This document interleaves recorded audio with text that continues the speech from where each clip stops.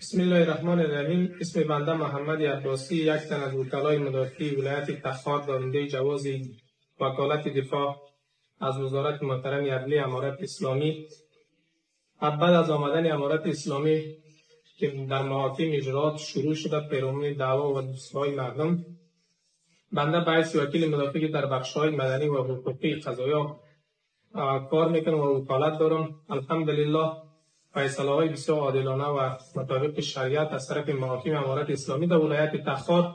صورت میگیره و خوشبختانه قضات محاکم در پروسه اجرااتشان تمام مسائل شرعی و احکامات شرعی را رعایت میکنند و به شکل عادلانه فیصله‌هاشون را صادر میکنند و فیصله‌هایی که از محاکم ابتدایی علل خصوص به اساس اقرار بوده باشه یا به اساس قناعت طرفین بوده باشه و محکمه مرافعه محول شود، خوشبختانه محکمه مرافعه یا استیناف به اسرع وقت به قضاهای مردم رسیدگی میکنه و این قضایا را به ماموریت محترم حقوق غرض تطبیق محول میسازد. ماموریت محترم حقوق بعد از آمدن عامل سری جدید و قبل از او و همچنان زمانی که عامل سری جدید در اینجا تشریف آوردند، خوشبختانه که فیصله های محاکم به وجه احسنش تطبیق میکنند و در تطبیقشان خوشبختانه که